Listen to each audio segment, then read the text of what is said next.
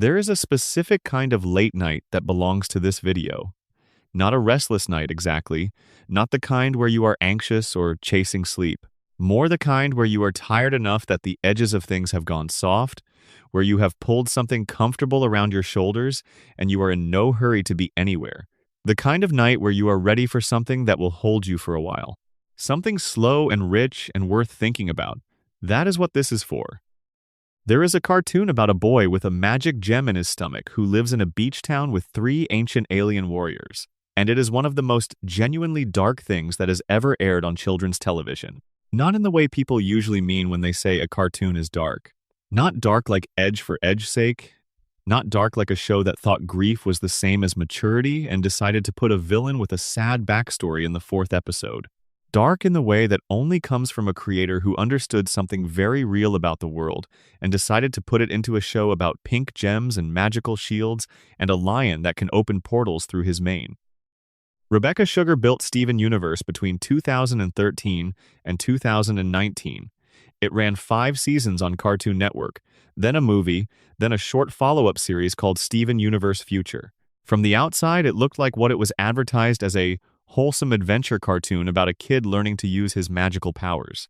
There were silly episodes, there were filler episodes, there was an episode about a pet bird, and an episode about a late pizza delivery, and an episode about 2 characters going to a rock concert together. The show could be light in a way that felt earned, warm in a way that felt genuine. And then, underneath all of that warmth, running through the whole thing like a quiet current, there was this. A meditation on trauma so precise and unflinching that it has been cited in academic analyses of how mental health can be communicated to young people. A depiction of colonialism and slavery rendered in the language of gemstones and alien hierarchies. An exploration of intergenerational abuse that traces damage down through thousands of years and watches it land, finally, on a 16-year-old boy who never asked to carry any of it. Tonight we are going to go into that. All of it. Slowly and in full, and with the respect it deserves. If you are already comfortable, if you have the lights low and you are somewhere soft, then settle in a little further. We are going to spend a long time with this show tonight. We are going to look at the things it said quietly, in the spaces between the songs and the battles and the moments of sweetness. We are going to look at the weight of it. This is not a sad video exactly. Or rather, it is sad in the way that honest things sometimes are sad, which is not the same as a bad kind of sad. The darkness in Steven Universe is there because darkness is real, and because the people who made this show believed that young people deserved art that acknowledged that. They were right. What they built is extraordinary, and tonight, we are going to see how extraordinary it was. So, let's begin. Before we go any further, drop a comment and tell me where in the world you're watching from, and what time it is where you are. I love knowing who's out there in the dark with me. And if you haven't already, now is a good time to subscribe. There is a lot more of this kind of thing where this is coming from, and I would love to see you there. Part 1. The Weight Placed on a Child. There is a reason the show is called Steven Universe and not Crystal Gems or Rose's Legacy or any of 100 other titles that would center the mythology rather than the boy. The mythology is vast and strange and beautiful, but the show is always about Steven, about what it is like to be a specific person with a specific history that he did not choose, trying to figure out who he is inside all of it. Before we go any further into the darkness, it is worth dwelling on how the show sets Steven up because the darkness only registers fully against the warmth of who he actually is. Steven, as the show introduces him, is joyful in a way that is hard to manufacture. He loves the people around him with an immediacy and an openness that is genuinely unusual for a protagonist. Most heroes have some edge to them, some reservation, some calculation in how they extend themselves. Steven does not. He invites people in. He makes friends with the monsters. He is delighted by ordinary things. He is, in the vocabulary of the show's warm palette and its beach town setting, a genuinely sunny person. That quality is not naivete, or rather, it is naivete that has been earned and maintained rather than simply never challenged. Steven's life has challenges from day one. His mother is gone. His guardians are warriors who have been fighting a war for thousands of years and do not always know how to translate that experience into raising a small child. He lives between two worlds, the human world of Beach City and the gem world of missions and monsters and ancient cosmic stakes, and neither one fits him perfectly. He is too gem for the humans who don't know what to make of him, and too human for the gems who don't always understand what he needs. And yet he is happy. Genuinely, persistently, authentically happy, in the way that is not performed but lived. The show earns our trust in this immediately because it lets us see the goodness of his life as real, not despite the strangeness of it, but alongside it. The weirdness of Beach City is woven into the texture of warmth. The gem temple on the beach is home. Garnet, Amethyst, and Pearl are family. Greg's van and his music and his patient love are constants. The pizza place and the donut shop and the boardwalk are the furniture of a childhood that, for all its alien interruptions, is genuinely a childhood. This is important. The show would be dishonest if it used Steven's warmth purely as a contrast to undercut later. It doesn't. The warmth is real, the happiness is real, and the darkness, when it fully surfaces, is darker because everything the show built was real and not a setup for a reveal. Steven Universe, at the beginning of the show, is roughly 11 or 12 years old. The show never gives an exact age in the early seasons, but he is small, round-faced, gap-toothed, wearing a pink star on his shirt and sandals on his feet. He wakes up in a house that is attached to a magical alien temple, and he has breakfast and goes to the beach and watches his 3 guardians fight gem monsters, and tries to summon his magical shield and does not always succeed. He is, for all the surface-level weirdness of his life, a child. He acts like one. He thinks like one.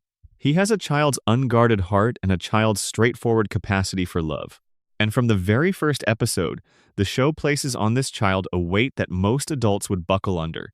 His mother is gone, not gone the way parents are sometimes gone in cartoons, gone by being driven off screen or left vague, but gone in a way the show makes real from the start. Rose Quartz gave up her physical form to bring Steven into the world. She dissolved herself into the life she was creating. She is not coming back. She cannot come back.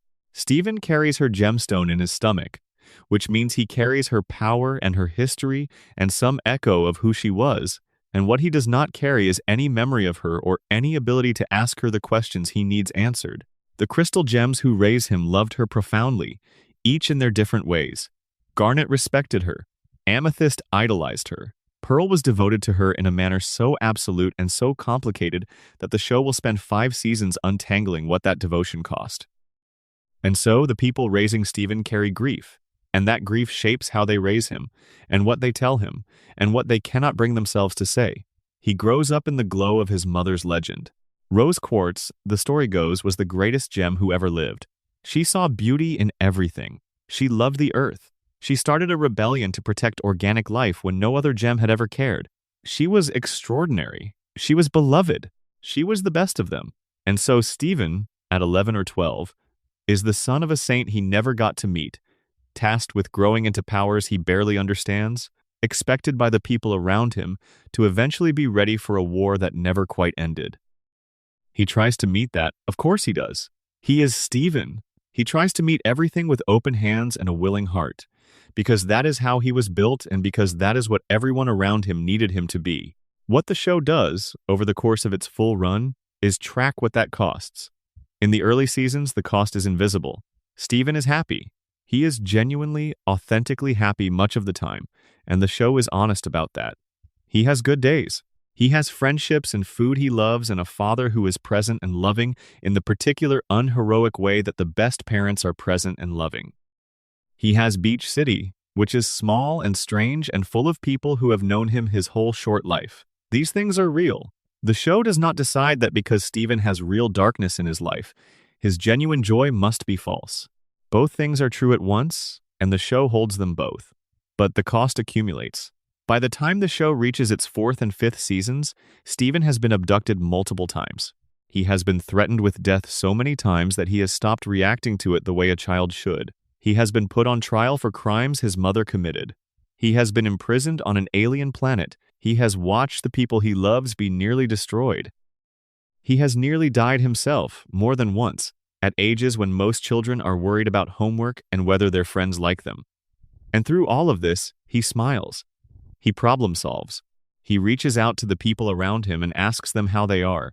and does the emotional labor of making them feel better, and then pushes his own feelings down somewhere quiet inside himself because there is always something more urgent to deal with, always something more important than whatever Steven is feeling. He has been shaped by the accumulated expectations of everyone around him into a person whose primary function is other people's well-being. His own well-being comes last. His own well-being, if you watch closely, barely comes at all. Part of what makes this so affecting is that it does not happen through anyone being malicious. The Crystal Gems love Steven genuinely. Greg loves him genuinely. The people of Beach City know and care about him. Nobody is trying to exploit him or burden him deliberately. The weight is put on him by a combination of circumstances, expectations, and the specific way that love sometimes asks too much of the people it loves. Pearl needs Steven to be a connection to Rose. Not consciously, not with calculation, but in the way that grief shapes need. He carries Rose's gem. Looking at him is a way of still having something of her, and that changes how Pearl relates to him in subtle ways she may not be fully aware of. Garnet trusts him to handle things, often, because he usually can, and the expectation of handling things is its own kind of weight. Amethyst connects with him deeply and loves him genuinely, but she also has her own damage from her unusual emergence, and sometimes processes that through Steven in ways that put him in a caretaker position he did not sign up for. And the larger world homeworld, the diamonds, the ongoing consequences of the war, keeps requiring things of him. His specific nature as the child of Rose Quartz, the carrier of Pink Diamond's gem, puts him at the center of matters that are thousands of years old and bigger than any individual. He was not asked whether he wanted to be at the center of these things. He was born there. The show named this, eventually, with clinical precision. In the first episode of Steven Universe Future, the follow-up series set 2 years after the main show's ending, Steven is 16. The war is over. The diamonds have reformed. The corrupted gems have been healed. The threats are, for the first time in his life, absent. He should be relieved. He should be able to breathe. Instead, his powers start misfiring. Under emotional stress, his gem glows and his skin flushes pink, and his body becomes something unstable and enormous, and not quite his own. He cannot control it. He does not understand what is happening to him. He smiles and says he is fine. He is not fine. An episode called Growing Pains made the show's diagnosis explicit in a way that was remarkable for children's television, and honestly, remarkable for television full stop. Steven goes to a doctor, a real human doctor, not a magical alien healer for the first time at age 16. The doctor, Connie's mother, Dr. Maheswaran, runs through his medical history. She looks at him. She says, clearly, that he has experienced trauma.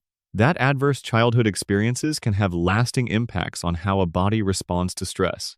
That what he is going through has a name. Steven has a panic attack in the doctor's office. His gem flares. His father has to talk him down from it. The magical, spectacular, alien-adjacent life Steven has been living this whole time, the battles and the fusions and the gem monsters and the trips to space, suddenly sits in a different frame. Suddenly, we are looking at it from a doctor's office, with the clean, fluorescent light of clinical reality overhead, and what we see is a child who has been under severe and prolonged stress since before he was old enough to understand what stress was. The show had been building to this moment since its beginning. Looking back across the whole run, you can see Steven coping in the ways traumatized children cope. He keeps moving. He solves the next problem before the last one has been properly processed. He laughs at things that probably should make him cry. He deflects. He performs well-being so consistently and so convincingly that the people who love him believe the performance. Because it is easier to believe the performance than to sit with what the reality underneath it might mean. There is a scene in the early seasons, quiet and easy to miss, where Steven is talking to someone about all the things that have happened to him, and he lists them in a tone so matter-of-fact that it takes a moment to register what he is actually describing. He has been threatened. He has been hurt. He has watched things that cannot be unseen. He says it all in the same casual voice he uses to talk about his favorite pizza toppings. That is not equilibrium. That is a child who has learned, somewhere along the way, that the best strategy for managing things too large to process is to stop processing them. The darkness in Steven's story is not the monsters or the villains or the alien empire trying to destroy the Earth. Those are dramatic and occasionally genuinely scary, but they are not where the real darkness lives. The real darkness lives in the quieter truth that a boy was handed a legacy he did not choose, and a responsibility he did not ask for, and a grief that was not his to carry, and was loved genuinely and imperfectly by people who needed him to be okay, and so he decided to be okay, and the cost of that decision did not reveal itself fully until he was 16 years old, standing in a doctor's office, unable to explain why his body was doing this to him. That is the dark side of Steven Universe. It was there from the beginning. It just took a while to fully show its face. Part 2. Pearl's Invisible Chains. Pearl is, on the surface, one of the most composed characters in the show. She holds herself upright. She speaks precisely. She cooks and cleans and organizes and maintains and practices her swordsmanship with a discipline that borders on obsessive. She knows things history, strategy, engineering, the kinds of knowledge that take lifetimes to accumulate. She has had lifetimes to accumulate it. She is also, if you understand what the show eventually reveals about her, one of its most quietly devastating characters. Because Pearl spent thousands of years as a slave. And then she spent thousands more years carrying a secret she had been literally commanded to keep. And the show makes both of those things real in ways that are uncomfortable to sit with, once you have seen them clearly. Here is what the show tells us about pearls as a gem type. In the gem civilization that Homeworld runs, every gem is created with a purpose. Peridots are engineers. Rubies are soldiers. Sapphires are advisors. And pearls are servants, created to serve gems of higher rank, made to be beautiful and obedient and to stand and look nice and to hold their owner's things, and to speak when spoken to, and to have no needs or preferences or inner life beyond serving the gem they were made for. This is stated in the show directly and without softening. When Peridot first arrives on Earth and encounters Pearl, she is genuinely confused by what she is seeing. This Pearl operates their spacecraft and fights and has opinions and argues, and is clearly, visibly a person with an inner life and a personality. That is not what Pearls do. That is not what Pearls are. Peridot says with sincere bafflement that Pearl should be standing around and looking pretty and holding someone's things. She means it as a neutral statement of fact. That is what a Pearl is for. The system that produced Pearl is slavery. The show is clear about this, without ever using that word. Pearl was created to belong to someone else. Her preferences, her skills, her sense of self, none of those were supposed to exist. Pearls in the standard gem hierarchy are property. Sophisticated property, but property. They can be awarded to other gems as gifts, traded, reassigned. Their function is entirely defined by the convenience and pleasure of whoever owns them. Pearl was given to Pink Diamond. Then, when Pink Diamond decided to become Rose Quartz, Pearl stayed with her. And Pearl's devotion to Rose, the thing the show spends so much time examining, sits in the complicated space between genuine love and the only relationship structure Pearl had ever been shown. She loved Rose, genuinely, but she had also been shaped from the moment of her creation for precisely this kind of devotion, absolute, self-erasing, organized entirely around someone else's needs and wishes and identity. Garnet, in an episode called Sworn to the Sword, says something about Pearl that is one of the most precise lines in the show. She says that Pearl put Rose Quartz over everything, over logic, over consequence, over her own life, and that was Pearl's choice. Which is true and also not the full picture, because Pearl's choice was made inside the context of a system that had built her for exactly this kind of selflessness.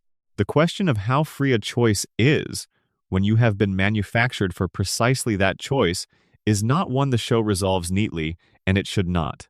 But here is the part of Pearl's story that is the darkest, and the most specific, and the most worth sitting with. When Pink Diamond decided to fake her own death to stage her own shattering in order to escape Homeworld's expectations and live freely as Rose Quartz, she needed someone to help her do it. She needed someone who could shapeshift into her form and hold up a fake gem shard and play the role of assassin in front of Homeworld witnesses. And the only gem who knew the truth, the only gem Pearl trusted with the full reality of who Rose actually was Pearl. So Pearl did it. She shapeshifted into Rose's form, she performed the shattering, and then Rose gave her an order, a direct command, delivered in the specific way that a diamond can issue commands to gems beneath her, commands that the recipient cannot refuse or circumvent. Do not speak of this. Do not tell anyone what really happened. Keep the secret of Pink Diamond's survival absolutely. Pearl has no choice but to obey. This is not a metaphor. The compulsion is real and it is hard, and it does not expire. For thousands of years after that moment, through the rebellion and the war and the aftermath and the centuries of post-war life, and then through Steven's entire childhood, Pearl is unable to tell the truth about what really happened. There are moments in the show where Steven is in pain, in genuine confusion and distress about his mother's history, when the truth Pearl carries would help him enormously. And Pearl cannot give it to him. She cannot even say that she cannot say it. She opens her mouth and the command closes it. The show depicts this with visible psychological distress. When the subject comes up and Pearl fights the compulsion, you can see it on her, the way her face changes, the effort of it. The compulsion is not comfortable. It is not neutral. It is a constant, active presence in her psychology, a wound that never closes because the thing causing it never stops being true. And Rose is gone. Rose dissolved into Steven when he was born. The order stands because the person who gave it cannot revoke it, not because the situation that produced it still applies. Pearl is carrying something she was not supposed to put down, and the person who asked her to pick it up is no longer there. There is an episode, a single brilliant episode in Season 5 called A Single Pale Rose, where the truth finally comes out through Pearl's memories.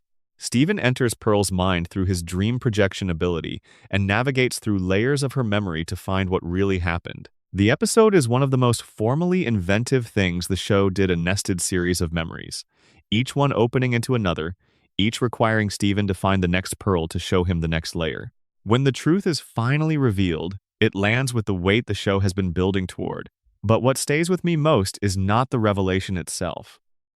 It is the moment just before it, when we understand what Pearl has been carrying, thousands of years.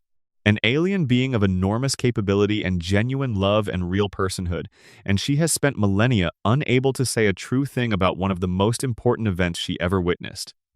Not because she is a bad person, because someone she loved commanded her, using a power that she could not resist, in a moment that felt necessary. And the question the show raises, quietly and without answering it cleanly, is what it does to a person to be compelled in that way. What it does to your relationship with yourself. What it does to your sense of your own voice, your own agency, your own reality, when you know a true thing and cannot say it. When the mechanism of your silence is not your own choice but someone else's command.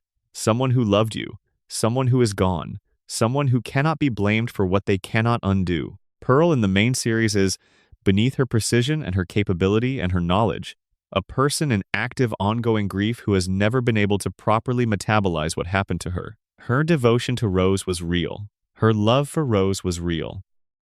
And her devotion and love are also intertwined, inextricably, with the fact that she was made to love and devote, and that she was given no language to examine what that meant. She becomes herself, across the 5 seasons of the show, in the only way that was available to her in the cracks and spaces around everything else, slowly and imperfectly and with great difficulty. She is one of the most fully realized characters the show produced. And the thing that makes her fully realized is exactly the darkness the show was willing to give her: the slavery, the compelled silence, the thousands of years of grief she was never quite allowed to finish having. The show looks at Pearl with enormous compassion, but it does not soften what she has been through. Both things together are what make her real. There is one more thing about Pearl that matters here, and it is the small detail of the phone number.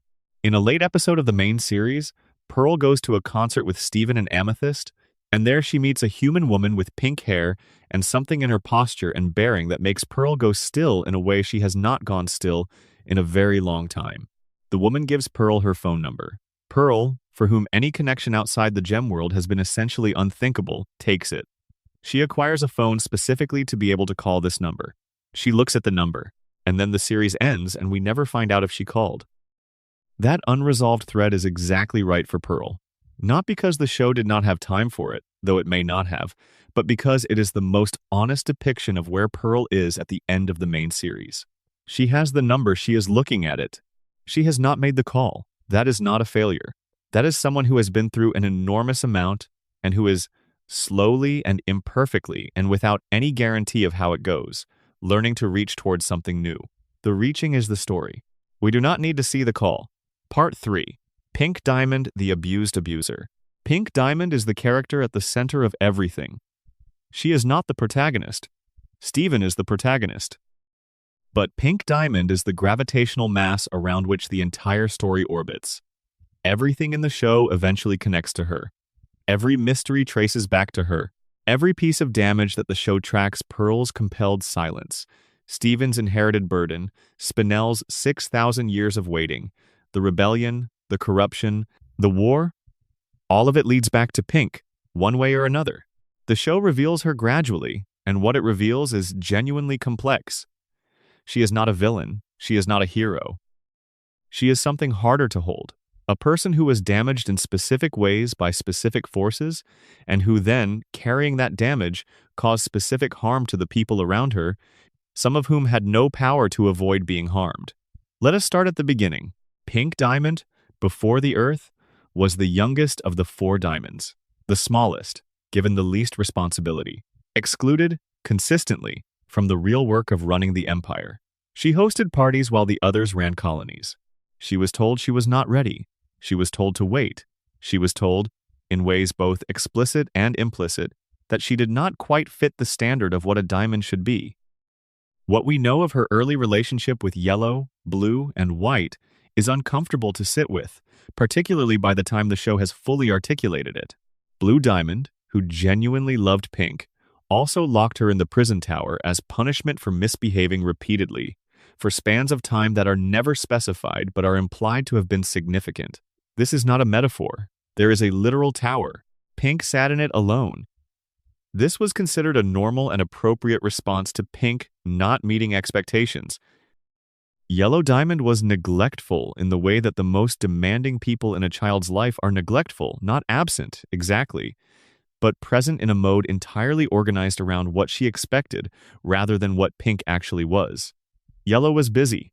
Yellow had colonies to manage and an empire to run, and very little patience for Pink's emotional needs or her persistent desire to have things that were not deemed appropriate for a diamond of her particular standing.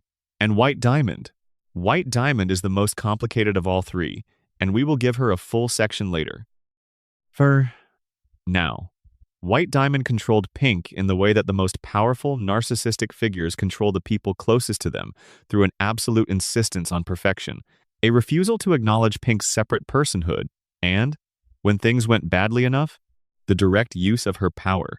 She took Pink's original pearl away from her. She damaged that pearl with Pink's own sonic scream, using Pink's uncontrolled power against someone Pink cared about. The message was clear. Even if it was not stated, be what we say you are, or consequences follow for the people near you. Pink grew up in this, thousands of years of it. And what she became, inevitably, was a person shaped by those specific forces. She was loving and warm and fascinated by the world, and genuinely capable of deep feeling. She was also, when frightened or frustrated or denied what she wanted, capable of damage. She lashed out. She threw what the show carefully calls tantrums, but what look, with adult eyes, more like the desperate eruptions of someone whose emotional regulation was never properly developed because the environment that was supposed to develop it was fundamentally unsafe. The show uses the phrase abused child in connection with Pink Diamond. Not in exactly those words, but the framing is unambiguous. The prison tower, the constant dismissal, the removal of someone she loved as a form of punishment, the demand for a particular kind of performance at all times. Pink Diamond was treated as something to be managed rather than someone to be known by the most powerful beings in the universe for thousands of years. That shapes a person. Of course it does. And then she was given Earth, a colony, her first real responsibility. And she went to Earth and she met the organic life there and she fell in love with it, the way someone who has spent her whole existence being told what to value sometimes falls in love with something new completely, immediately, without reservation. The flowers, the animals, the humans, all of it alive and growing and changing in ways that Gem civilization was explicitly designed to eliminate. She begged Yellow and Blue to let her stop the colony. She told them she wanted to protect the life on Earth. They said no. She asked again. They said no again. She staged small rebellions, made scenes, tried every method available to her. Nothing worked. And so eventually, she took the only exit she could see. She made herself disappear. She became Rose Quartz. She began the rebellion in her own name to create a problem that the Diamonds could not ignore. She did this without fully thinking through what came next. The rebellion lasted thousands of years. Gems died in it. The war cost more than Pink's original impulse could have foreseen. And at every step, Pink, now Rose, was making choices under the pressure of circumstances she had partly created but could not fully control, and those choices landed on other people. She left Spinel in a garden for 6,000 years. Not through cruelty, exactly, or rather, not through the kind of cruelty that knows what it is doing. Pink's relationship with Spinel had been, before Earth, one of the few genuinely uncomplicated joys of her life. Spinel was made to be her companion, her playmate, and that's what Spinel was: devoted and warm and present and good at making Pink feel safe. And then Pink had a whole planet to discover and a life to build and a rebellion to start, and Spinel was from the old world, the homeworld world, the world Pink was trying to escape. So she left her there, in the garden, waiting. Whether she ever thought about the garden after that, the show does not say. Whether there were moments of guilt or moments of deliberate not thinking about it, or simply the way that busy people lose track of things they were supposed to come back to, we do not know. What we know is that Spinel waited for 6,000 years, and that Pink never returned, and that this was, by any reasonable measure, a profound and specific harm to a being who had done nothing to deserve it. She compelled Pearl to keep her most important secret, as we discussed. She sealed Bismuth in a bubble rather than have a hard conversation about the ethical limits of their fight. She built the crystal gems into a family and a cause, and then, eventually, she left that behind too, dissolved into Steven, left the consequences of everything she had done to a son she would never meet. The show does not ask us to hate Pink Diamond. It asks us to understand her, which is harder and ultimately more useful. She was genuinely harmed, and she genuinely caused harm, and the distance between those two facts is the most human thing about her. The damage done to a person does not excuse the damage they do in turn, but it does explain it. It makes it comprehensible. It makes it part of a chain that goes back much further than any individual link. Steven inherits that chain. He inherits Pink's power and Pink's history and Pink's legacy, and, as Steven Universe Future eventually makes clear, some portion of Pink's damage as well. The Pink state that surfaces in him under stress, the uncontrolled power, the potential for vast harm, is not Steven's pathology alone. It is Pink's pathology passed down. The same emotional dysregulation Pink developed under White and Yellow and Blue, now living in someone who never asked to carry it. This is what the show means when it talks about inheritance. Not just the warm things, the capacity for love, the wonder at organic life, the connection with Greg, but the other things too. The things that shaped Pink Diamond over millennia of imperfect love and real harm. All of that came down to Steven. He did not deserve to carry it. She did not intend to leave it. Both things are true. The show lets them both be true without resolving the discomfort between them. That discomfort is the whole point. Part 4. Malachite when trauma takes physical form. Steven Universe uses fusion as a language. When two gems fuse, the result says something specific about their relationship, what they are to each other, what they feel, how they fit together. When garnet fuses from ruby and sapphire, you see a relationship so stable and warm and mutually sustaining that the fusion they make is the most grounded character in the show. When Steven and Connie fuse into Stevani, the result is someone effervescent and a little overwhelmed and full of the particular intensity of young love learning what it is. The fusion is the relationship given a body. Malachite is lapis lazuli and jasper. And what malachite is, in the language of the show, is one of the most unflinching depictions of a mutually harmful relationship that has ever been put in a children's cartoon. Let us establish who these two characters are before they meet. Lapis lazuli's history, even before malachite, is a story of prolonged and unchosen imprisonment. She came to Earth thousands of years ago, a visitor with no connection to the rebellion, and got caught in the middle of the war. A homeworld soldier picked her up and confused her for a crystal gem, and had her gem cracked and sealed inside a mirror that was meant to function as a spy device. And then, In the chaos of the war's end, she was dropped, abandoned, left in the rubble of what had been the galaxy warp. Thousands of years passed. She was there the whole time, trapped in the mirror, unable to move or speak or heal, with a cracked gem and no way out. This is the character we meet when she is freed at the beginning of the show. She is not bitter in the way that an action cartoon's imprisoned and freed character is usually bitter, not burning for revenge, not defined by darkness. She is something more recognizable and more difficult to watch. She is depleted. She has the flat affect of someone who has been through too much for too long and has been surviving, which is a different thing from living. She heals enough to leave Earth. She goes to Homeworld. And then Homeworld sends her back. Jasper, meanwhile, is the war itself given a body. She was grown in the beta kindergarten on Earth, produced under rushed conditions during the last phase of the war, and she came out larger and stronger than standard quartz production because of it. She has spent her entire existence as a soldier. She has known nothing but conflict and hierarchy and the clear framework of Homeworld's purpose. She is not cruel exactly, she is something more precise than cruel. She is entirely defined by a system that valued the things she was good at, and she is very good at them. She fights with total commitment. She believes, sincerely, in the Diamond Authority she serves. These two are not supposed to be together. They barely know each other. The circumstances that bring them to fusion are chaotic and desperate, and the fusion they form, malachite, enormous and unstable and bound in chains of water, reflects that chaos immediately. Lapis drags them both to the bottom of the ocean the moment the fusion is complete. She traps Jasper there, keeps her prisoner through sheer will, fighting the whole time against Jasper's strength, trying to break free. This is where the darkness becomes genuinely complicated.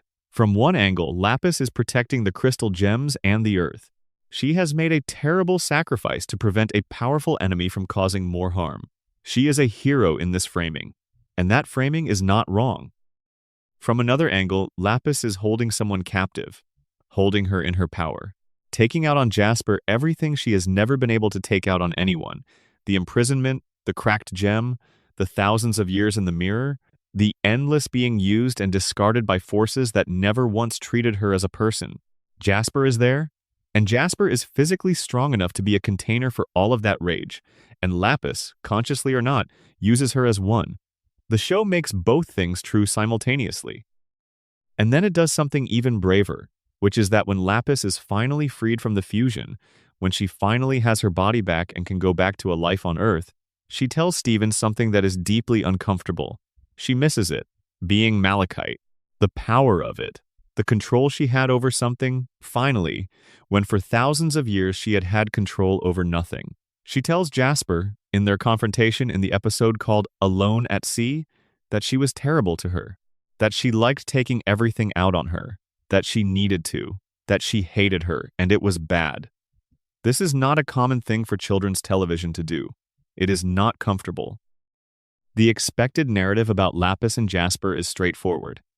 Jasper is the aggressor, Lapis is the victim. The fusion is a metaphor for being trapped in an abusive situation by someone with power over you, and that reading is present in the show. It is not incorrect. Jasper was violent with Lapis before the fusion. She grabbed her, threatened her, forced her into a choice under duress. But the show does not stop there. It allows the messiness, the way that people who have been genuinely harmed sometimes harm in turn, the way that power dynamics in relationships are rarely as clean as outside observers need them to be, the way that you can be simultaneously a person who has been wronged and a person who has done wrong. Lapis and Jasper exist in a space where both of those things are simultaneously true, and the show does not blink away from it. What Jasper craves from the fusion is particular and specific, and also deeply sad. She has never fused willingly before. The show implies she was not supposed to want to. But in Malachite, even trapped in fighting, she experienced something she had never been allowed to have: closeness, connection, the particular feeling of being known by another being in the intimate way that fusion represents. She comes back for it. When Lapis refuses, she says she has changed. She says Lapis changed her, that she needs it, that she cannot be without it. This is the show depicting, with remarkable clarity, the psychology of someone who has found, in a harmful relationship, something they genuinely needed that they had no healthy access to. Jasper was built to be a soldier. She was grown for war.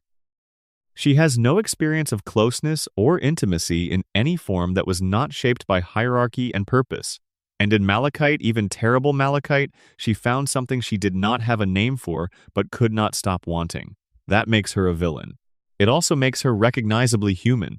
When Lapis finally says no when she drives Jasper away with her full power and chooses to stay on Earth and try to heal, it is one of the show's genuinely triumphant moments. And it is a triumph not because it fixes anything, but because Lapis made a choice, a real one, with full understanding of what she was choosing against. She does not punch Jasper out of clean rage or righteous fury. She does it because she has looked at what Malachite was and what it would cost her to return to it, and she has chosen not to. That is harder and quieter and more real. The episode Alone at Sea is one of the finest pieces of writing about the psychology of harmful relationships in any medium aimed at the people who most need it. It says, gently and precisely, that missing something that hurt you is not the same as that thing being good. That having power over someone is not the same as being safe. That walking away is not the same as stopping loving, and not the same as stopping missing, and that all of those complications can be true at once without canceling each other out. What Lapis does after Malachite, after the fusion, after Jasper, after refusing to go back is also worth noting. She does not recover quickly. She does not recover cleanly.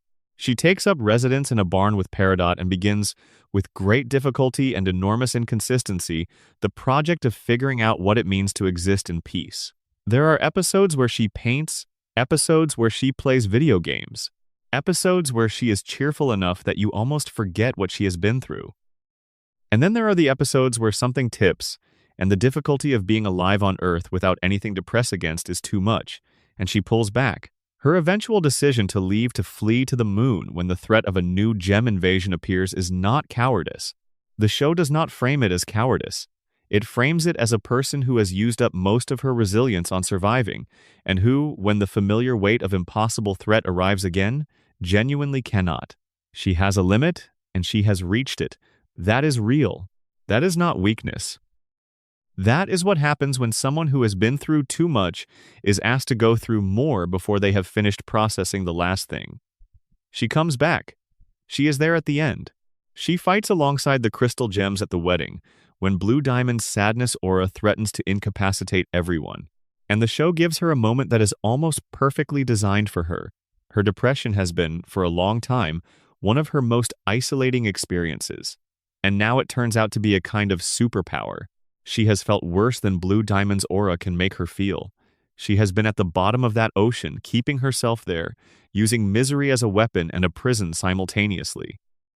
And she can function through what everyone else is being overcome by, because she already knows this particular darkness very well. That is dark material. It is also compassionate material.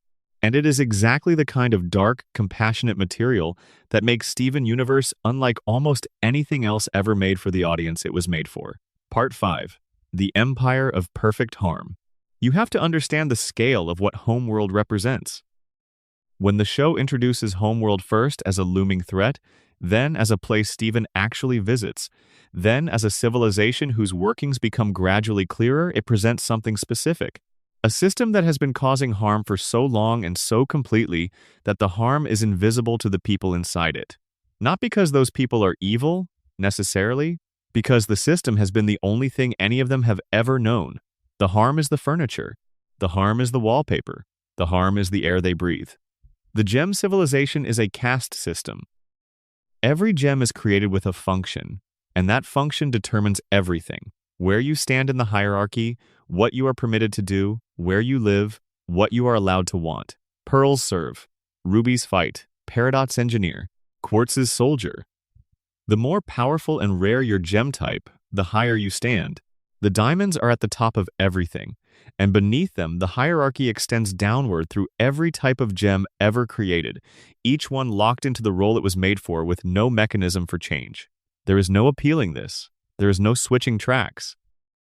A pearl who demonstrates strategic genius and the capacity to be a brilliant general is still a pearl, still property, still expected to stand and look nice and hold things. A quartz who would rather grow a garden than fight is still a soldier. The system does not accommodate deviation. The system punishes deviation. In the severest cases, deviation is punishable by shattering by destruction of the gem, the permanent end of a being that could have lived indefinitely. The show encodes this as science fiction world building, and it is. But it is also clearly a sustained metaphor for something real. The parallels to caste systems and class systems and racial hierarchies are not subtle. They are not meant to be subtle. Rebecca Sugar has spoken about wanting to give young viewers a framework for understanding oppression, not to lecture them, not to make the show didactic, but to give the concepts a shape they could hold. The gem civilization is that shape. Colonialism is the mechanism of homeworld's expansion. They find planets. They drill into them with injectors that extract the planet's resources to create new gems. The process of making gems kills everything else. The organic life, the ecosystems, the animals, the complex living systems that took millions of years to develop is just a resource to be consumed. After a colony is finished, the planet is a husk, drained, unable to support new life, left behind as the civilization moves on to the next one. This has happened, the show implies, on thousands of worlds, for longer than human civilization has existed. An empire of planet killing spreading across the galaxy, not out of malice exactly, but out of purpose, because that is what the gem civilization does. That is what it was built to do. The purpose precedes any individual's choice. The individual choices happen inside a framework that made them seem not just acceptable, but correct. Think about what that means for the characters inside the system who are not the diamonds. Jasper was grown on Earth, which was a colony being developed for exactly this purpose. The world she was born from was going to be drained and killed. She fought in a war to keep that process going, to put down the rebellion that was trying to stop it, because the system she was part of told her that was right and necessary and honorable. She was not wrong inside her framework.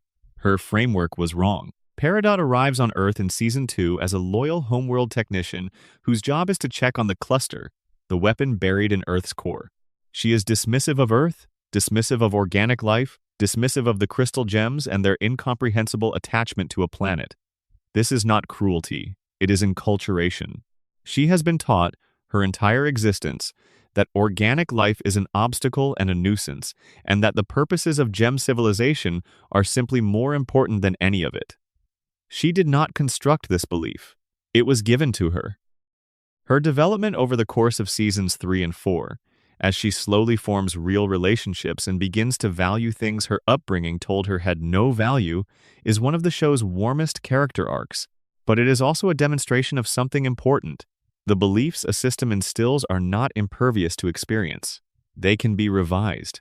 But revision requires contact with what the system has told you does not matter. Peridot's change happens because she stays on Earth and meets real people and develops real feelings and eventually cannot reconcile those feelings with what she has been taught. Not everyone gets that chance. Most people in most systems never have to look at what the system costs, up close, with someone they care about. The human zoo sits in the middle of all of this as one of the show's most quietly horrifying details. Blue Diamond, in her grief over Pink's supposed death, took humans from Earth roughly 6,000 years ago and put them in a preservation enclosure on one of the homeworld moons. She keeps them there. Their descendants have lived there for all of recorded human history, in a perfectly controlled environment, comfortable and cared for, and entirely unaware that they are exhibits. They are not harmed exactly, in the immediate physical sense. They are given everything they need. They are never hurt. They are also never free, never given accurate information about what they are or where they come from, never treated as people with agency or interior lives that matter.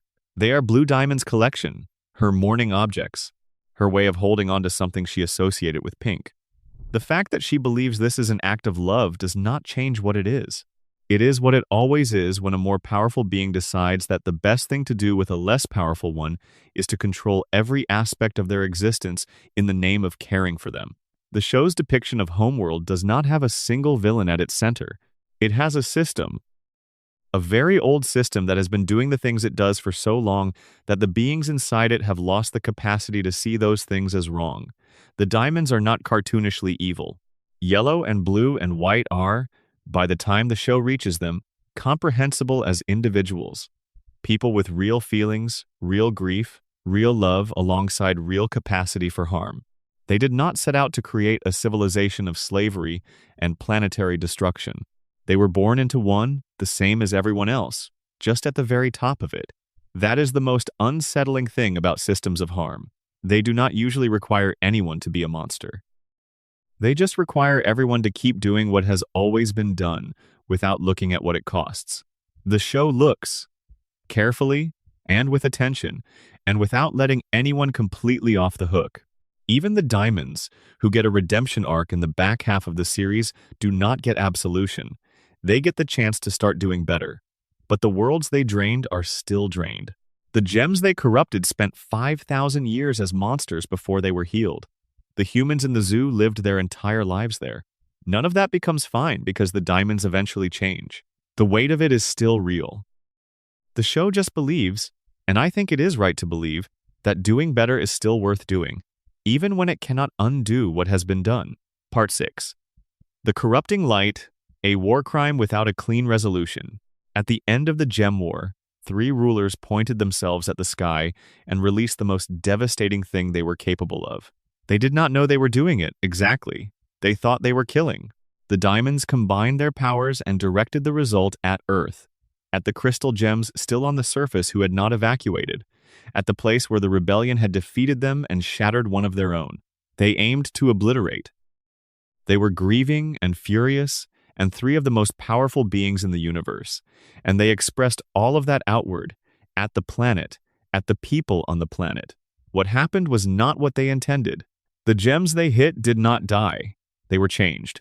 Their minds were damaged, not the gemstone, which is the physical and fundamental self of a gem, but the consciousness living in the gemstone, the person the gem was. That consciousness became feral. It forgot language. It forgot identity. It forgot the people it had known and loved and fought beside. It became something driven entirely by instinct and terror and aggression, huge and monstrous and confused, unable to communicate or understand or recognize anything from its previous life. This happened to every gem on the surface of the Earth that was not protected by Rose's shield. Crystal gems and homeworld gems alike, the corruption did not distinguish between sides.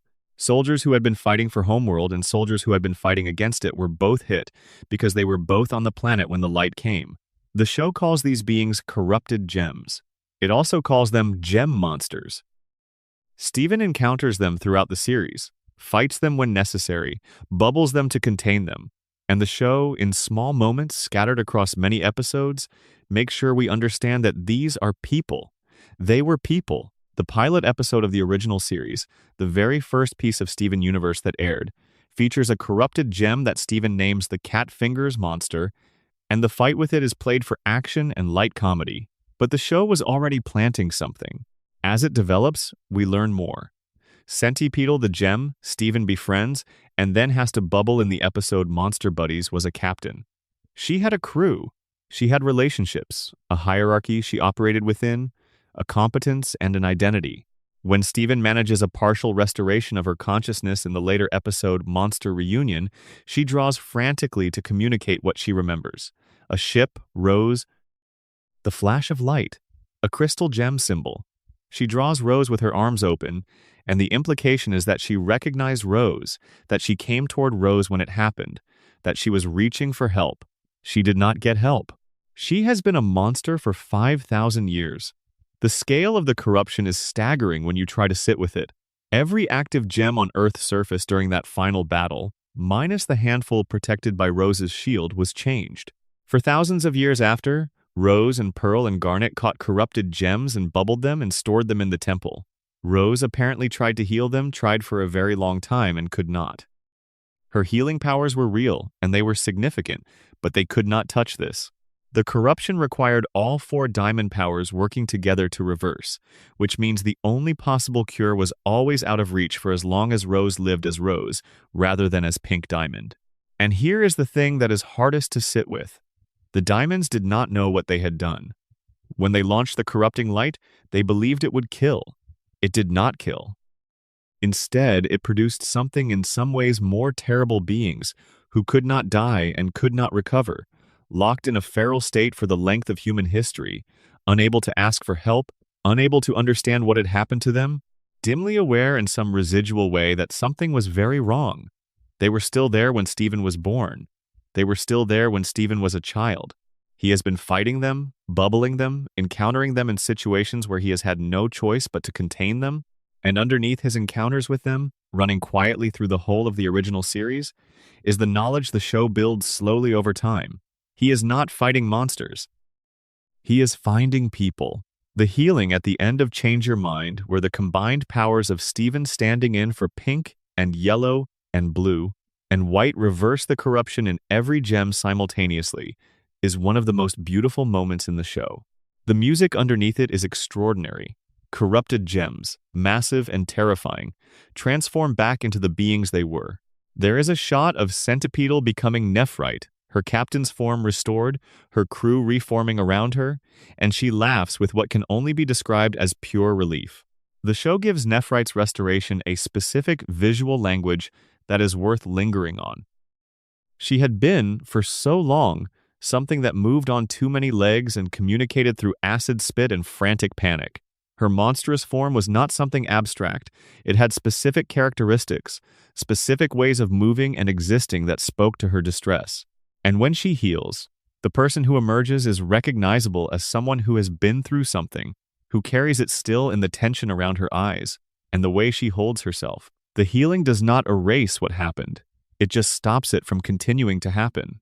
She is herself again, but the herself she comes back to has the weight of 5,000 years in it. But the show does not pretend the healing undoes 5,000 years.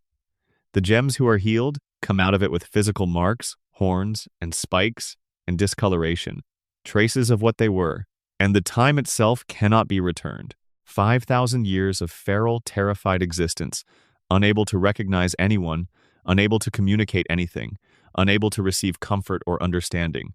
The healing is real and it matters enormously, but it is also late, thousands of years late. And the question of what those years were, what they contained, what was experienced and lost during them that does not have an answer the show is willing to reach for, because the only honest answer is one that cannot be resolved. There is the cluster underneath all of this. The cluster is the darkest thing the show introduces, bar possibly none. After the corruption, gem shards accumulated. Gems that had been shattered before or during the war, broken into fragments. Each fragment of gem material was still, in some minimal and distressed way, alive, still aware. The show is specific about this. A shard can communicate if it has enough of itself left. A shard feels what is happening to it. Homeworld scientists gathered millions of these shards and forced them together, fused them against their will into a single massive entity, the cluster buried in the Earth's core, and designed to emerge and destroy the planet when it reached full development. The shards inside the cluster were pulling in different directions, each fragment of a former person fighting against the fragments of other former persons in a constant state of internal conflict that the show depicts, briefly but clearly, as anguish. Stephen communicates with the cluster through his dream projection ability in the episode called Gem Drill. He reaches the consciousness at the center of the cluster, the fragmentary, plural awareness of millions of shards, and finds something trying to form, trying to connect, trying to communicate. He helps it find internal peace, a kind of equilibrium among its competing impulses, and it consents to remain bubbled in the Earth's core rather than emerge and destroy everything. It is, on reflection, one of the most remarkable things the show does. Stephen talks a weapon made of the compressed fragments of millions of former people into choosing not to destroy the world. And the way he does it is not through force or clever strategy. He sits with it. He listens to it. He tries to understand what it is, not what it does. He treats it as something that deserves to be understood. The cluster is still down there, still bubbled. The ending of the main series does not fully address its fate, and what that means for the millions of shards inside it, whether they could ever be restored to individuals. Whether anything like that is even theoretically possible, the show does not know and does not say. That silence around the cluster is one of the show's most honest acknowledgments of its own limits. Some things that have been done are too large and too specific and too strange to be resolved within the frame of even a very ambitious story.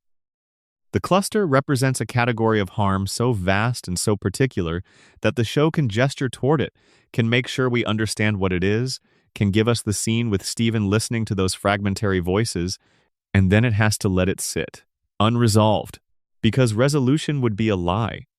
The corrupting light was a war crime, not in the show's language exactly, but in every functional sense. The deliberate targeting of an entire group with a weapon intended to destroy them, out of grief and rage, and the desire to express that grief and rage outward at something that could receive it, that is what it was. And the show looks at it clearly. It does not clean it up. It heals what it can, names what it cannot, and leaves the rest in the dark where it lives. Part 7. Jasper and the Soldier Born for a War That Ended. Before we get to fragments, before we watch Steven become the thing he feared, we have to talk about Jasper herself, because Jasper's story is one of the show's most interesting explorations of what it means to be shaped entirely by a system that then goes away. Jasper was grown in the Beta Kindergarten on Earth. Produced in the final months of the Gem War, under conditions that were rushed and therefore imperfect by homeworld standards, the injectors did not go deep enough. The emergence was too quick. The usual quality control that produced standard Quartz soldiers was sacrificed to the urgency of a war that was already going badly. The Beta Kindergarten produced gems that were smaller, less capable, less by homeworld specifications than what the Prime Kindergarten had produced. Jasper came out the opposite. The shallower holes and the faster process somehow, in her specific case, concentrated rather than diluted. She emerged bigger than standard, stronger than standard, closer to the ideal of what a Quartz soldier was supposed to be than almost any of her counterparts. Homeworld would have called her a success. She would have called herself a success. By the only metrics she was given to measure herself against, she was exceptional. She also came out of the Beta Kindergarten knowing things that no gem should have to carry. She was born at the end of a losing war. She saw the aftermath of what the corrupting light did. She lost comrades. She watched the Earth, the planet she was born from, the only world she had ever known in the specific, tactile sense that, you know, a place you emerged from, become a place that homeworld abandoned and quarantined. Everything her function was built around ceased to exist before she was old enough to have done any of it. And then, thousands of years later, she ends up back on Earth anyway, to fight a war that had technically already been won and lost centuries before, fighting against the crystal gems, the rebellion that her diamond had apparently been shattering by, fighting against the gem who had led the rebellion against her diamond Rose Quartz. She calls Rose a formidable opponent. You can hear, in how she says it, a kind of respect that is also a kind of pain. Jasper's entire identity was organized around the diamond she served and the war she was built for, and both of them had apparently ended in defeat. She fought anyway. That is what she is. She fights. What Jasper does not have, at any point in the main series or in future, is anything outside of that. She does not have relationships, not functional ones. She does not have projects or interests or preferences that are not about strength or combat or hierarchy. She was made in a specific context, for a specific purpose, and when that context disappeared, she was left with no language for existing outside of it. The corruption she undergoes in Season 3, when she forcibly fuses with a corrupted gem in a desperate attempt to gain the power she needs to win a fight, is presented as something she knew was dangerous and chose. Anyway, the desperation is real. Having no other options and refusing to lose are the same thing, in Jasper's psychology. She chose it because the alternative was admitting that she was not enough as she was, and Jasper cannot hold that. Her entire self-concept depends on being the strongest thing in any room. When Steven heals her at the end of the main series, she receives it alongside thousands of other corrupted gems. When we last see her before Future, she is standing beside Amethyst in the beach sunlight, healed, present, visibly uncertain about what comes next. That uncertainty is the thing Fragments tries to show us the interior of. Jasper, living in the woods, destroying trees, with no war and no diamond and no purpose. She is not malevolent in this period. She is not trying to hurt anyone. She is just existing in the only way she knows how to exist, which is through strength and aggression and the absence of anything soft, and that existence is slowly eating her alive because she does not know what else to do. When Steven shows up and tells her he cannot control his powers, she sees this differently than the crystal gems do. She does not see trauma needing care. She sees strength that has been improperly trained. She sees power looking for a container, and she can provide that container, because providing containers for power is something she understands. It is one of the few things she understands completely. She is not trying to harm him.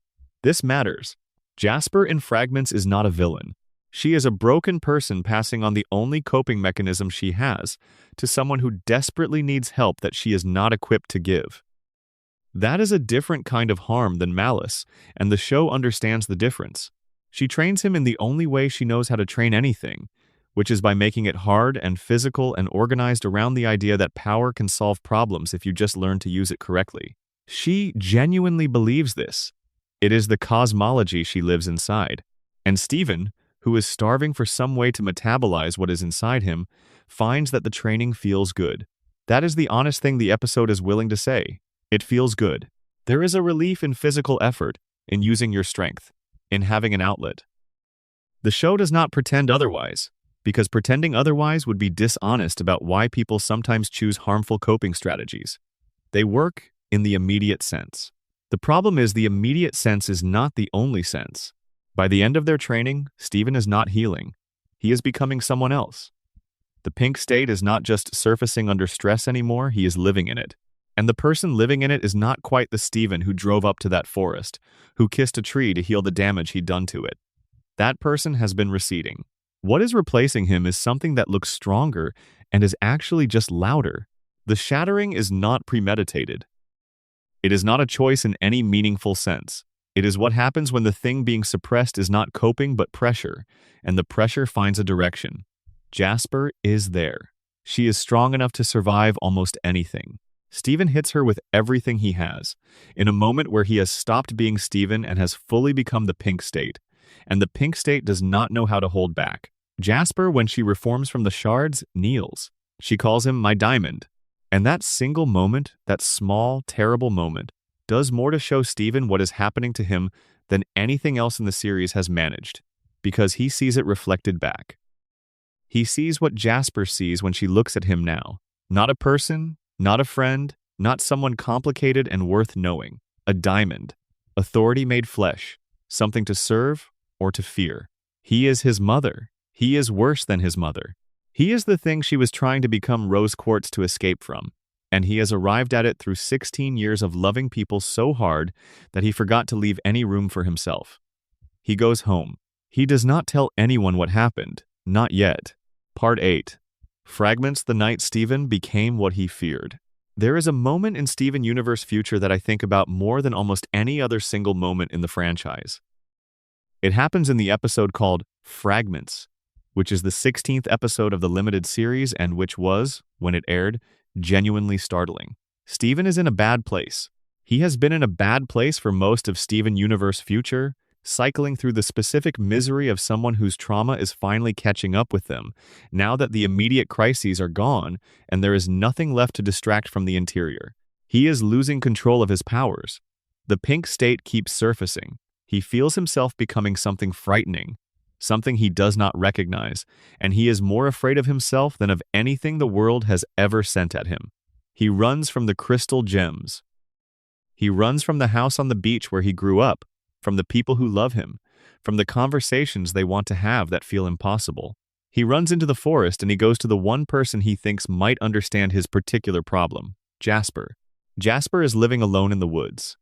She is, at this point in the story, a weird and specific kind of neutral, not trying to harm anyone, not aligning with the crystal gems, just existing in the forest with her strength and her isolation, and her total lack of anything to do now that the war she was built for is over.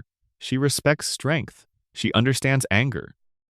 She is, in her way, the only person in Steven's life who does not need him to be okay. He tells her he cannot control his power. She says, "Good? Stop trying. Let it out." This is wrong advice. But it is wrong in the interesting way. The way that wrong advice is wrong when it comes from someone who has a genuine partial insight into the problem. Jasper is right that Steven has been suppressing. She is right that the suppression is not working, that what he is sitting on is building pressure and finding increasingly dangerous outlets. She is wrong that the answer is to stop suppressing without also finding something healthier to replace it with. She is wrong because she does not have a healthier option to offer him. She can only teach him what she knows, which is that anger exists and power exists, and sometimes you put them together and use them on something. The training is genuinely engaging to watch. It is also visibly doing something to Steven that is not good. He grows in the pink state over the days they train together. His hair changes. His face changes. He starts to enjoy the release of power in a way that feels less like health and more like a different kind of problem. He is not healing here, he is marinating. And then he fights Jasper again. A real fight. And in the middle of it laughing, with his pink hair crazy and his power fully unleashed, and his ordinary selfhood somewhere in the background, he takes Jasper apart. He shatters her gem. The show does not linger on this the way a more dramatic series would. The tone is not triumphant or tragic in a big, obvious way. Steven stops laughing. He looks at what he has done. And then there is just the rain, and Steven walking home carrying the shards of Jasper's gem, and the rain coming down. The significance of this moment is enormous in the show's logic.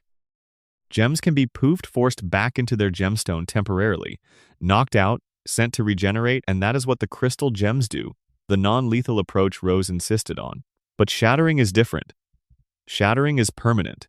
Shattering is the gem equivalent of death. Rose founded her entire philosophy on the principle that you do not shatter gems, no matter what. That was the line. That was the thing that made the crystal gems different from Homeworld. Steven shattered Jasper in a training fight because he lost control of himself. He manages to restore her. It turns out the combined power of the 4 diamonds can apparently reverse shattering, just as it reversed corruption if the pieces are present and whole and Jasper comes back. But she comes back different. She kneels before him. She calls him my diamond. He has, by defeating and shattering and then restoring her, become in Jasper's framework exactly what she respects most and fears most and orients herself around. A diamond who proved their superiority through force. He is his mother. He is worse than his mother. He is Pink Diamond with less restraint. He looks at Jasper kneeling before him and he understands what has happened. He has become the thing he was afraid he might be. Not just the power, not just the loss of control, but the specific nature of what came out of him when control was gone. He had spent his entire life trying not to be a diamond. Trying to be a person, a specific person with his own values and relationships and ways of being in the world. And in the forest with Jasper, in the moment the suppression finally fully gave way, what came out was diamond. The episode ends there, with the rain, with Jasper kneeling, with Steven alone in the bathroom at home trying to hold all of it together while the crystal gems knock on the door and ask if he is okay. He is not okay. And now he knows it in a way that cannot be denied. Fragments was nominated for an Emmy Award for Outstanding Short-Form Animation. That feels right.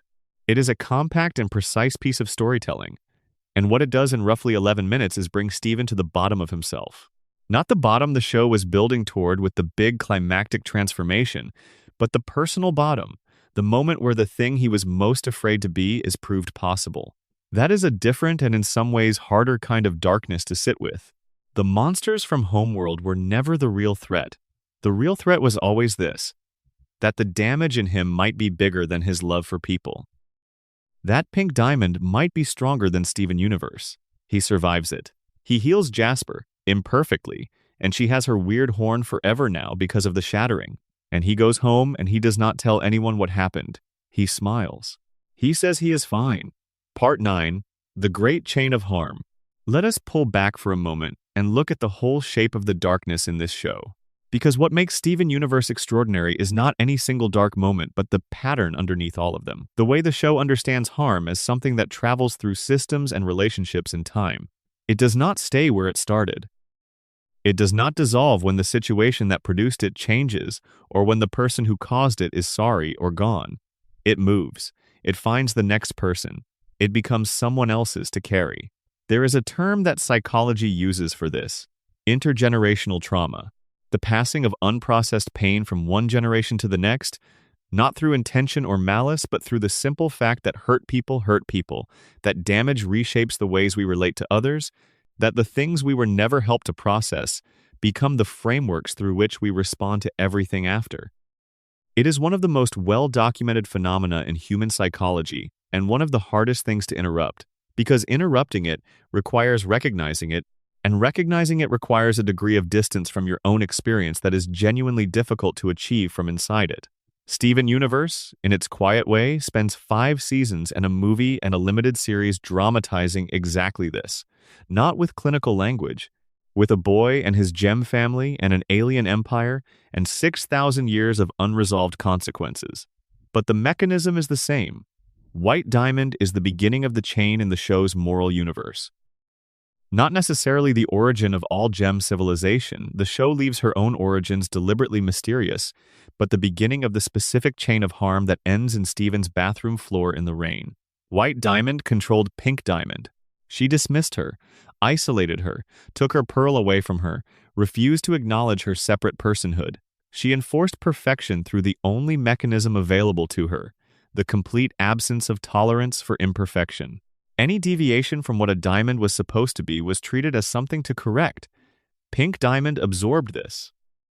She absorbed it over thousands of years, and what it produced in her was someone whose emotional regulation was fragile, and whose coping mechanisms were avoidance and escape and, when those failed, eruption. She lashed out. She hurt people by accident and by circumstance, in the ways that people who have been hurt tend to hurt the people around them when they have not found better tools. Yellow and Blue absorbed it too, differently. Yellow learned to suppress all feeling in service of function so completely that her grief over Pink could only express itself as an insistence that grief was useless. Blue learned to let sadness be the only feeling, to live in it, to let it leak outward into the emotional experience of everyone around her without ever quite processing what was underneath it. Both of them carrying the weight of a system that demanded a specific kind of performance and then watched them become their performances. There is an episode, What's the Use of Feeling Blue, where Yellow Diamond sings to Blue Diamond about the pointlessness of grief. She is impatient. She is efficient. She is telling Blue to stop mourning Pink and get back to running the empire. And underneath every line of the song, you can hear Yellow's own grief, completely unprocessed, driving her faster and harder because the alternative is sitting with it. She does not know how to sit with it. She was never given that skill. She was given the skill of working, of managing, of being useful and effective and relentless, and so that is what her grief looks like. Relentless work organized around the absence of the thing she lost. Pink left, became Rose. And in becoming Rose, she distributed her damage outward. To Pearl, who got the compelled silence, to Bismuth, who got the bubble, to Spinal, who got the garden, to the Crystal Gems, who got a war led by someone who was, at least partly, running from something rather than fighting towards something, to Steven, who got everything. And Steven, loving and trying and fundamentally good, carried it. He tried so hard to carry it well. He solved every problem his mother left. He healed the corrupted gems. He talked the diamonds into change. He made peace between Homeworld and Earth. He did things no one else could have done. And he did them at an age when most people are still figuring out who they are. And the cost was, I am my monster. The cost was a 16-year-old boy standing on a beach as a kaiju-sized pink monster, incapable of recognizing the people who love him, having lost temporarily but genuinely the thing he was most afraid to lose, which was his own humanity. White Diamond, in that episode, says something remarkable. She traces the chain. She acknowledges that she hurt Pink, and that Pink hurt Spinel, and that all of it contributed to everything Steven has been through. She is not wrong. She is not making excuses. The show is careful to have Connie shut down the dynamic of everyone catastrophizing about their own guilt in the middle of Steven's crisis. But the tracing of the chain is real. The harm did travel that way. White hurt Pink, Pink hurt Pearl and Spinal and Steven is standing there on the beach, and all of it is connected. What is most valuable about the chain of harm is the question it opens up, which the show takes seriously. Where does it stop? Not the big dramatic stop, not the healing of the corrupted gems, not the reformation of the diamonds, but the personal, interior, quiet stop. The moment where one person in the chain decides not to pass on what they were given, decides to interrupt it. Not because interrupting it is easy, not because they have somehow escaped the damage intact, but because they can see it clearly enough now to choose differently. That is Steven's project. Not just defeating the monsters or healing the corrupted gems or bringing peace to the diamonds. Those are the external plot. The real project is the interior one. Can this boy carrying this amount of inherited damage, make it through to the other side of it without doing what Pink did? Without distributing the damage outward to the people he loves? Can he find a way to be the last link in this chain? The show's answer, given carefully, without pretending it is easy, is yes, but not without help, not without therapy, not without people who love him being willing to stop treating him as the resource for their own healing and start treating him as someone who needs to be seen and helped, not without him being able to finally say out loud that he is angry, that he is not okay, that the years of carrying everything for everyone have cost him something real. The chain of generational harm is one of the oldest and most persistent things in human experience. Steven Universe understood that and chose to put it at the center of a show for children, because children are often the ones at the end of these chains, and they deserve to see their experience reflected and named and treated as something real. They deserve to know that it is not their job to carry everything, that asking for help is not weakness, that the chain can be interrupted, and that they are not alone in trying to interrupt it. Part 10. I Am My Monster, the breakdown that was always coming. The penultimate episode of Steven Universe Future is called I Am My Monster. By the time it arrives, the pieces are in place. Steven has shattered Jasper and kept it secret. He has visited White Diamond and nearly lost himself in her power.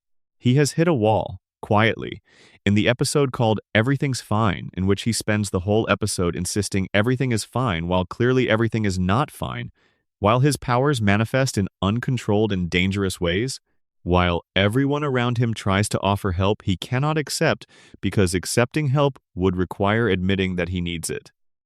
He tells everyone, at the end of Everything's Fine, what has happened. He tells them about Jasper, about White Diamond, about all of it, and then something breaks in him. It is presented as a transformation.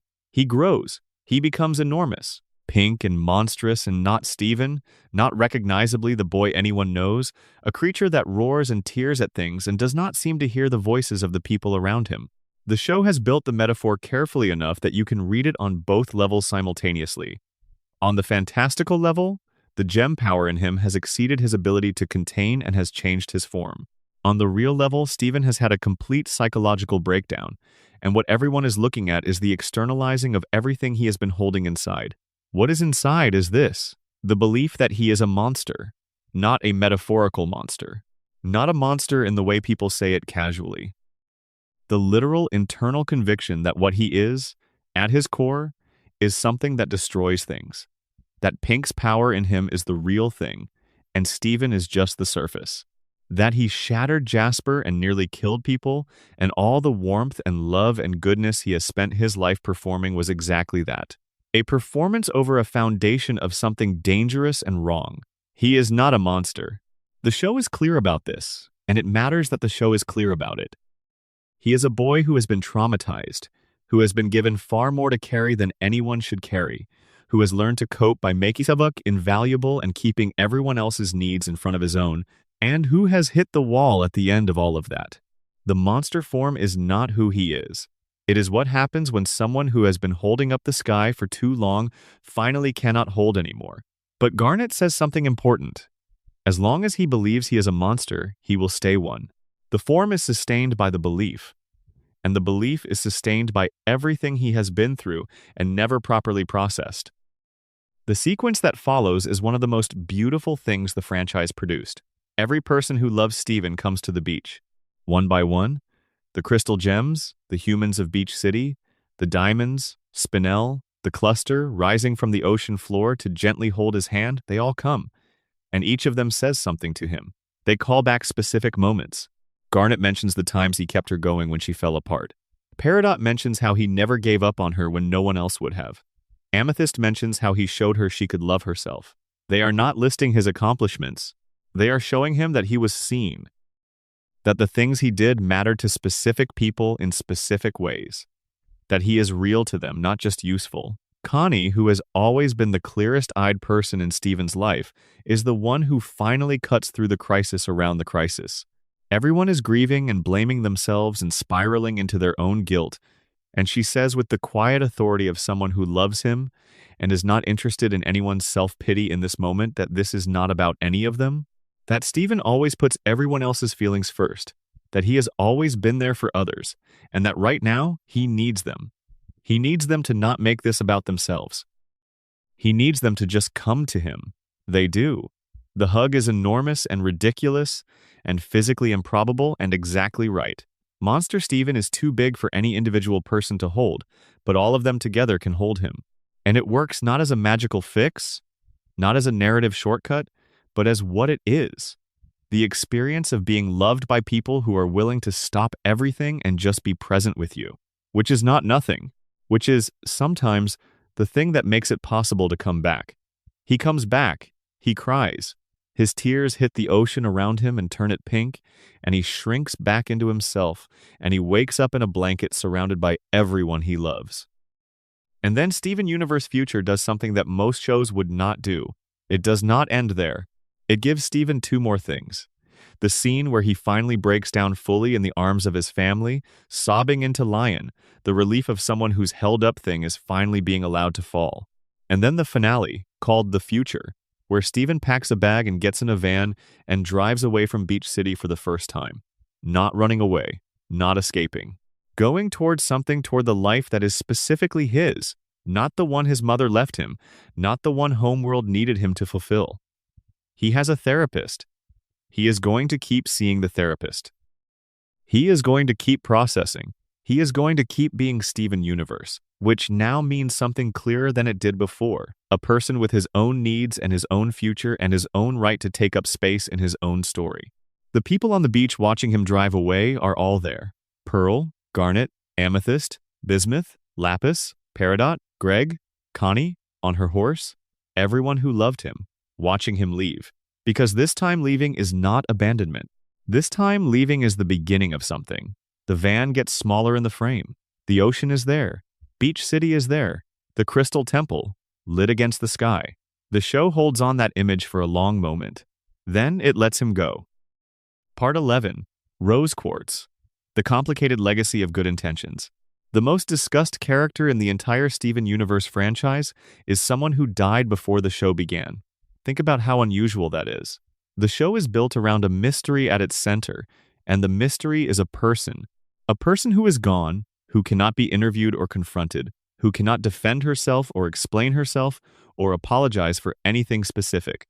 A person known entirely through secondary sources. Every character in the show has a relationship with Rose Quartz that is filtered through their own needs and losses and interpretations. Pearl's Rose is the person she devoted everything to. Garnet's Rose is the leader she respected. Amethyst's Rose is the mother figure she barely knew in time. Steven's Rose is the ghost of the woman whose choices he has been cleaning up his whole life. None of these roses are exactly the same person. Each one is real, grounded in actual memories, actual interactions, actual history. But each one is also incomplete, because no single person can be fully known through another person's experience of them. And Rose Quartz, more than most people, seems to have been different things to different people in ways she might not have fully acknowledged even to herself. The show gives us the closest thing to Rose's own voice in that VHS tape. And the tape is illuminating precisely in what it reveals about what she chose to say versus what she could not find a way to say. She is practicing in the tape. We hear her figuring out the camera, talking to Pearl off-screen, getting herself ready. In those first few seconds of her fumbling with the technology, she is completely real, not the legend, not the great revolutionary leader who started a rebellion to protect organic life, just someone trying to figure out how to say something important and finding that the starting is hard. That is deeply humanizing, and the show knows it, and it uses it because the moment she shifts from practicing to speaking to Steven, the quality of what she says tells us something about who she could and could not be in that moment. She tells him she loves him. She tells him she has given up being a person so he can be his own person. She tells him he will be something she cannot predict or control. She says she is sorry. She says he will be her greatest adventure. She does not say, I left Spinel in a garden for 6,000 years and I am not sure I ever let myself think about what that meant. She does not say, I sealed Bismuth away to avoid a hard conversation. She does not say, I gave Pearl a command that she cannot violate and will not be able to violate even after I am gone, and that command may hurt her, and I am sorry. She does not address any of the specific people she harmed in specific ways because she either did not know how or did not have time, or chose not to. What is the honest interpretation of that silence? The show does not offer one, which is the correct choice. The honest interpretation is probably all three at once. She did not fully know how to address those things directly. She did not have unlimited time and probably made choices about what to include. And there is a version of Rose Quartz who, in her deepest self, found it easier to speak in the language of love than in the language of accountability. She was not a bad person. The show could not be clearer about this, and it would have been dishonest if it had decided to retroactively make her one. She loved genuinely and passionately.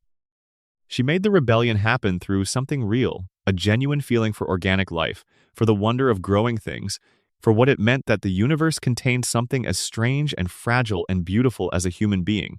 That love was not performed. It was the most authentic thing about her, but it coexisted with other things. With the impulse to avoid the conversation she did not know how to have. With the tendency to prioritize what she needed in the moment over the long-term cost to the people around her. With the capacity to make unilateral decisions that affected others enormously without fully consulting those others, because she was always, ultimately, a diamond, someone for whom the scale of individual consideration could not quite compete with the scale of the next large thing she needed to do. She gave Steven the best thing she could give him, the possibility of his own life. A life she knew she could not stay for, but could give the beginning of. She gave him her gem and her power, and every piece of herself she could fit into the creation of a new person. She did this out of love. She also did this in the knowledge that the mess she had made of things over thousands of years would now be his to navigate, because there was no one else. That is not malice. It is not even carelessness exactly. It is the consequence of being a very old, very powerful being who never quite developed the full vocabulary for looking at what her choices cost the people around her. She got better at it, over the centuries, but she never fully arrived. Steven inherits all of it. The love and the power and the history and the unresolved damage. He spends the entire series becoming himself in the space between all of that. And by the end of Steven Universe Future, when he is driving away from Beach City in a van, he is doing something Rose Quartz never did, choosing himself, deliberately, as a project worth time and attention. He is going to figure out who he is when he is not being what everyone needs. He is going to see a therapist. He is going to let the gem in his stomach carry its history without requiring that history to define him. He is, in the end, the best thing she made. Not because he is the most powerful, or the most capable, or the most important, but because he found a way through the inheritance that she never managed to find. That is either the most beautiful thing she gave him, or the biggest irony of the whole long story. Probably both. It is usually both. Everything we know about Rose Quartz comes secondhand. Through Pearl's memories, which are real but filtered through devotion. Through Garnet's respect, which was genuine but not uncomplicated. Through the things Rose kept, the objects and recordings and spaces that tell parts of the story. Through the consequences she left behind, which are extensive and long-lasting. And through one VHS tape, addressed to Steven, where she got the camera working and said the things she could manage to say to a person she would never meet. We understand Rose the way we understand weather, by looking at what she did to the landscape. And the landscape she left is both beautiful and scarred. Her goodness is real. The show never lets you doubt that her goodness was real. She saw the organic life of Earth and fell in love with it at a time when her entire civilization viewed organic life as an obstacle. She built a rebellion to protect something she did not have to care about. She accepted Garnet's existence when Homeworld would have destroyed it. An act with immediate, real, material consequences for Garnet's ability to simply be. She loved Greg with what appears to have been genuine warmth, the kind of love that makes room for the other person to be themselves. She gave Steven the beginning of a life, knowing she could not stay for the rest of it. But Pearl's compelled silence. Thousands of years of being unable to speak a true thing because Rose gave her a command in a moment of desperation and then ceased to exist before the command could be revoked. Pearl, who is shown throughout the series in active, ongoing psychological distress, the grief, the loss of function, the self-worth issues, the complicated devotion carrying a wound that Rose put there and never had the chance to close. Bismuth in the bubble. A gem who fought beside Rose from the early days of the rebellion, who loved the cause and the leader and believed sincerely in what they were fighting for, sealed away and hidden and lied about when she said something Rose found too uncomfortable to engage with. Bismuth did not get a conversation. She got 5,000 years of unconsciousness and a cover story. Spinel in the garden. We discussed her at length, but she belongs here too, in the accounting of Rose's ledger. 6,000 years of waiting. The show does not tell us if Rose ever thought about the garden after she left. It does not tell us if there was a moment, somewhere in the thousands of years of life on Earth as Rose, when she remembered and chose not to go back, or when she simply forgot and kept not remembering. Both possibilities are grim in different ways. The corrupted crystal gems in the temple basement, gems who fought for the rebellion, who believed in what Rose was building, now stored in bubbles in a basement room, unable to communicate or understand, for the duration of Steven's entire childhood. Rose tried to heal them. She could not. But the question of how much she tried, how long she tried, whether she ever stopped trying or eventually accepted it as something she could not fix, the show does not say. She had thousands of years of post-war life. She had a great deal of time to think about the cost of what happened, about the people who were corrupted on the beach while Pearl and Garnet were protected by her shield and the others were not. The VHS tape is the clearest window we have into who she was at the end, trying to say something to a child she would never know. And what she chose to say in the time she had was, "I love you. I am sorry. Everything I have is now yours." She did not say what she was sorry for. She did not address the specific harms. She did not mention Bismuth or Pearl's silence or Spinel or the corrupted crystal gems. She said, "I am sorry," without an object, which is the most human kind of apology, the kind that acknowledges something without being able to fully look at what it is. The show handles Rose with more complexity and more honesty than almost any other piece of pop fiction handles a parent figure who has caused harm. It does not make her a villain for having been complicated. It does not make her a saint for having been genuinely good in many ways. It holds both things, the love and the harm, the good intentions and the real consequences, the genuine beauty of what she tried to do and the real cost paid by specific people for the things she got wrong. Steven's journey, in the final analysis, is the journey to a relationship with his mother that does not require her to be perfect. The idealization of early childhood, followed by the disillusionment of discovery, followed by something more mature, the understanding that she was a person. Flawed, real, shaped by forces that were not her fault, causing harm that she was not always conscious of, trying her best inside the specific constraints of who she was, and leaving a boy with a gem in his stomach to figure out what to do with all of it. There is a moment in Steven Universe Future, in the second-to-last episode, where Steven is in the middle of his full breakdown and someone says something about Rose that tries to either defend or condemn her, and Connie responds with something in the spirit of, "This is not about Rose right now. Steven is here and Steven needs help." That is the show's final word on Rose, essentially. Not a verdict, not an absolution. Just, she was a person, and what she left behind is here in front of us, and what matters now is what we do with it. What Steven does with it is leave. He drives away in a van with the gem in his stomach and the years behind him going forward. He takes what was hers and makes it his, and keeps going.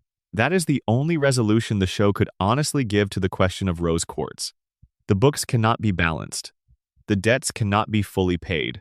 The conversations that were never had cannot be retroactively had. But life can keep going. The future, unlike the past, is still open. Part 12. The dark makes the light real. We have been here a long time now, together in the dark. We have been through Steven's PTSD and Pearl's compelled silence, and the cycles of harm that trace from White Diamond down through generations and across centuries to a boy on a beach who loved everyone and forgot to keep any of that love for himself. We have been through Malachite and the corrupting light and the cluster and the night Steven shattered Jasper and the morning he woke up in a blanket surrounded by everyone he loved. And we have been through Spinel, who deserves a proper mention here before we close, because her story is one of the most distilled versions of what the show does with darkness. She waited 6,000 years in a garden for someone who never came back. She was not a soldier or a warrior. She was a companion, made for joy and play and the specific warmth of one-on-one devotion. Her entire design language is based on old rubber hose cartoons from the 1920s and 30s, all stretchy limbs and exaggerated expression. the language of a kind of animation that existed before there were rules about what cartoons were allowed to feel. She moves like old Joy. She sounds like someone who was made to make one specific person happy and spent 6,000 years becoming something else entirely. When she finally appears, armed and furious, and using that same elastic cartoon body as a fighting style, now organized entirely around destruction, she is one of the most immediately striking villains the show ever produced. She is also, within about 20 minutes of her introduction, clearly not quite a villain at all. She is grief. She is the physical form of what happens when someone is abandoned by everyone who was supposed to come back. The moment the show chooses to give her after the events of the movie, when the 3 remaining diamonds meet her for the first time and immediately, genuinely fall in love with her, is handled with care. It would be easy to read it as too quick, too convenient, but the show has thought about it. Spinel is made for exactly the kind of company the diamonds can now finally offer. People who have enormous capacity for love that has been improperly expressed for a very long time, learning to express it better. People who need someone to love and can now devote themselves to that without the stakes of running an empire.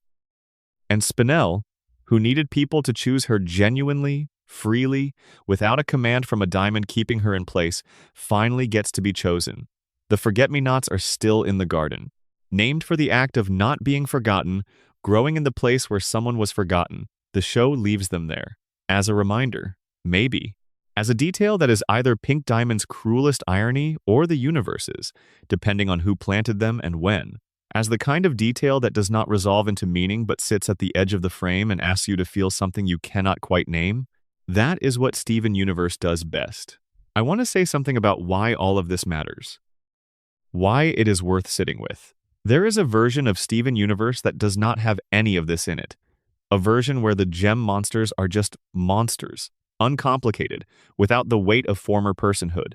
A version where the diamonds are simply villains rather than beings whose capacity for harm grew from their own experience of harm. A version where Pearl is simply devoted rather than devotion being a complicated thing shaped by the specific circumstances of her creation. A version where Steven solves everything and heals everything, and the costs are mostly aesthetic, dramatic, safely fictional. That version of the show would be pleasant. It would be a perfectly good cartoon. It would not be the thing that Steven Universe actually is, which is something that people bring to therapists and cite in essays about mental health representation and return to years after watching it because it still has something to say to them. The darkness in this show is there because the people who made it understood that children live in the real world, that children experience grief and harm and complicated family situations and the weight of other people's expectations and the confusion of inheriting damage they did not create, that children are not protected from these things by being told they do not exist. They are helped by being given stories that acknowledge those things and show characters imperfect, complicated, genuinely beloved characters finding their way through them. There is a specific thing the show does with its darkness that I think is worth naming before we close. It never uses darkness as an aesthetic. It never reaches for a dark moment because dark moments feel edgy or sophisticated or like they signal that this is a serious show for serious viewers. Every piece of darkness in Steven Universe earns its place by being true. The compelled silence of Pearl's command is dark because it is a real thing, a real kind of harm that real people cause to real people they love, through the unthinking exercise of power they have over them. The corruption is dark because it is a real kind of harm, the kind where people are changed by forces they could not control into something they would not have chosen, and then left like that for a very long time. The breakdown is dark because breakdowns are real. They happen to people who have carried too much for too long, and they do not discriminate based on how good that person's intentions were. All of this is dark in the way that honest things are sometimes dark, not gratuitous, not decorative. Dark in the way that a window looking out at night is dark, not because the world beyond it is terrible, but because that is what it looks like right now, from here. And the light in the show, the beach city warmth, the found family, the songs, the genuine and real love between these people is more valuable because the show did not protect us from the dark. The light is earned. The healing matters because the wound was real. The love is worth something because the show was honest about what love sometimes costs and sometimes causes and sometimes needs to do better.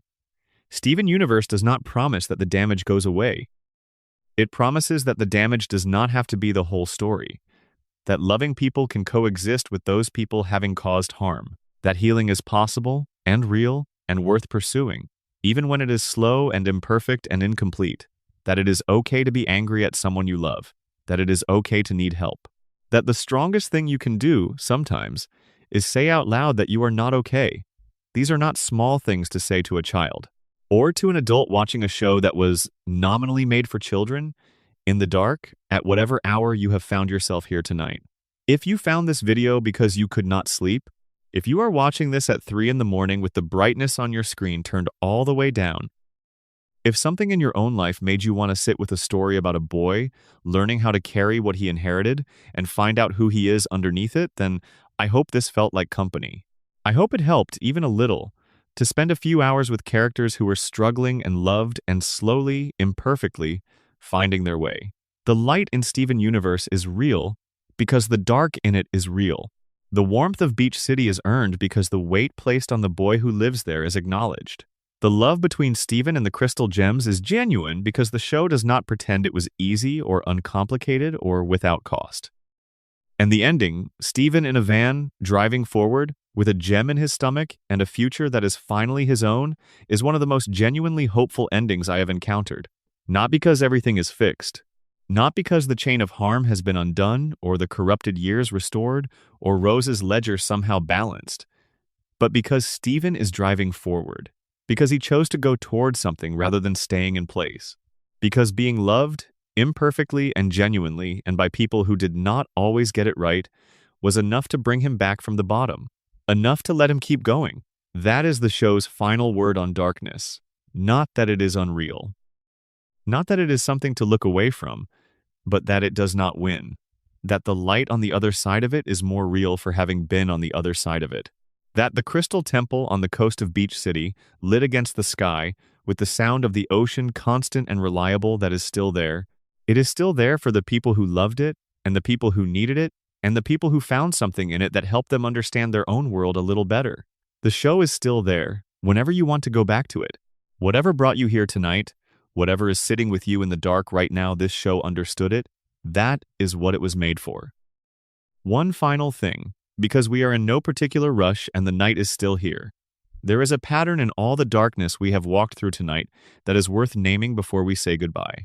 Every single piece of it, Steven's trauma, Pearl's silence, Pink's damage, Lapis and Malachite, the corrupted gems, Spinel in her garden, Jasper in the forest, the whole long chain of harm from White Diamond downward, every piece of it comes down to the same thing.